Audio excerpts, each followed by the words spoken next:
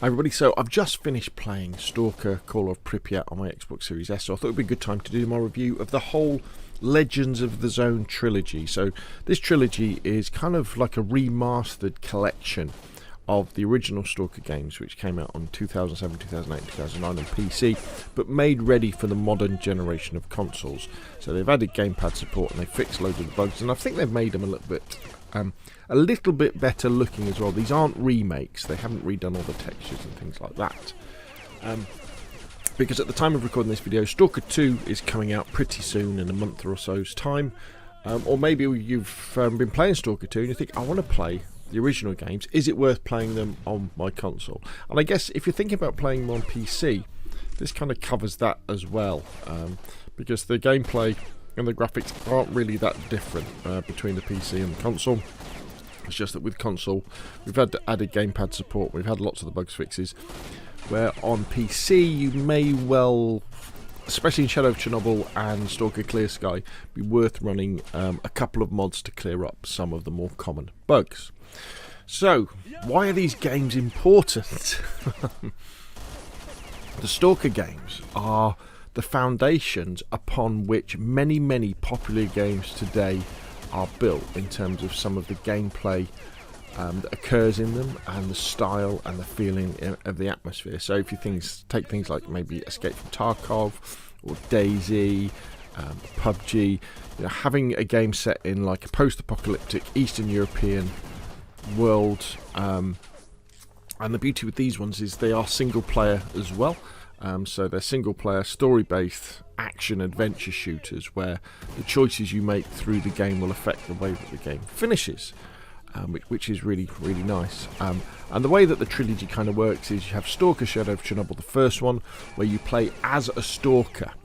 So the kind of the binding story is that, just like in our timeline in the real world, there was an accident at the Chernobyl nuclear power station in Ukraine, or the Soviet Union back then, where there was this explosion, and then the exclusion zone is created, which isolates a whole area from the world. And in the world of Stalker, what happened then was these secret experiments were then taking place in the area by these scientists, because they knew they could get on with things without being overlooked by their government or the rest of the world. And this led to a second explosion and the creation of a different zone. So in this zone there's mutant animals, there's these strange anomalies which are like local areas of high gravitation or radiation or fire, which creates these artifacts which are very valuable. So an artifact is this kind of, imagine like a crystal that you pick up, and if you have this crystal on you, what that then does, it makes you stronger, or gives you resistance to radiation, or makes you heal better, something like that. So a stalker is someone who's been attracted to the zone, or maybe was left over in the zone after the original disasters, and what they do is they go around looking for artifacts in order to trade, in order to find their fame and fortune. And then there's all these other factions in the zone as well. So you've got things like the army, you've got bandits, you've got other free factions, free stalkers that are all wandering around, and lots of mutant animals and monsters that occur as well. And one of the great attractions of Stalker is the fact that these NPC elements, as you're wandering around doing your thing, they're wandering around doing their thing as well. So you'll just be traversing a bit of the map, and there'll be some stalkers having a gunfight with some zombie dogs or something like that, mutant dogs or something like that, and that brings the world to life. And it feels alive in a way that, and unscripted as well. That's very important, because when you play lots of single player games, yeah, they have these aspects, but it feels scripted, where in Stalker a lot of it feels not completely real life, but because it's so random, you suddenly hear these gunshots and you go over there, and then there's some sort of firefight going on. Now, of course, because these games are so old, there can be a lot of frustrations with them. The user interface, the inventory system can be a bit clunky, very clumpy. The enemies are bullet sponges. It's not always obvious sometimes what you've got to do, and there isn't fast travel in lots of cases to move around the map. You've got to walk to places, and they're very hard as well, these games. I've played through them on the easiest difficulty, novice I think it is, and they're still pretty hard. But the overall idea of, so in like Shadow of Chernobyl, where you're this stalker and you're trying to get to the centre of the zone to uncover this secret. And then in the second one, it's Clear Sky, which is set before Shadow of Chernobyl, so it's a prequel. In that one, you're a mercenary working for some scientists who are trying to figure out what's going on in the zone. And in the last one of the original trilogy, Call of Pripyat, you're a soldier who's investigating why these helicopters have crashed in the zone after the events of the first game has finished. So sometimes they do feel a bit like of DLCs. You know, you've got Shadow of Chernobyl, and then you've got the Clear Sky DLC, and maybe not so much with the Call of Pripyat, but especially in Clear Sky, you do revisit lots of the locations from the first game. Again, not so much in the last one, but they are definitely all very, very strongly related, because they're an ongoing story. The story kind of goes from Clear Sky to Shadow of Chernobyl to Call of Pripyat. But I really stress, the one game you should play out of all of these is Shadow of Chernobyl, the original one. It might be the clunkiest, it may not be the best video game. That would definitely be Call of Pripyat, the last one, the most polished one, but that's the one you have to play.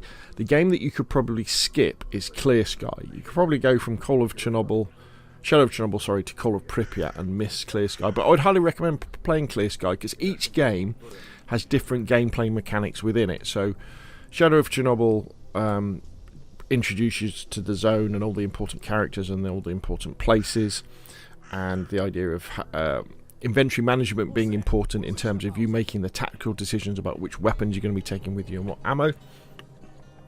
And then Clear Sky introduces the idea of faction wars, so you can take part of that if you want to. And then faction wars kind of gets put to one side for Call of Pripyat, but this is where they kind of take the idea of weapon modding and weapon advancement a little bit further that way.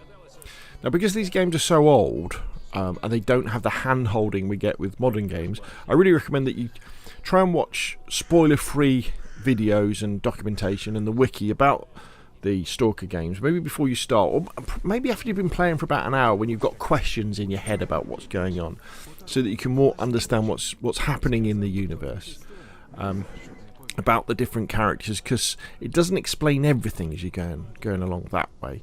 Of course, originally these games would have come with a manual, and you can download the manuals actually if you do a search for them, and they have a lot of the backstory written in them that you'd be expected to read before or while you were playing the game that way.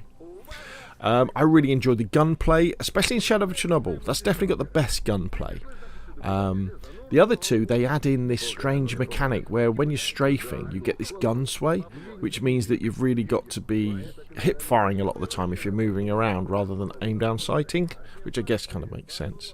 But I like the adventure, the exploring, the story's good, but it's the atmosphere of these games that's really special. You know, they have that Eastern European feel, like DayZ does. In fact, I now understand why so many Stalker mods exist for DayZ, because DayZ has this true open world.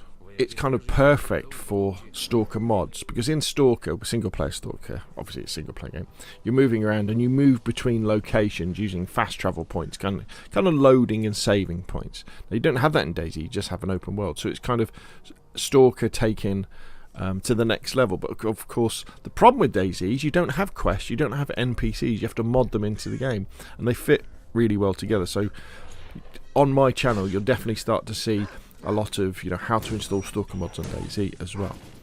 So in conclusion then, if you're a fan of single player open world shooters set in a post-apocalyptic Eastern European area, maybe you've played DayZ and you can put your preconceptions and judgments about playing older games to one side, then I highly recommend this trilogy. I really do.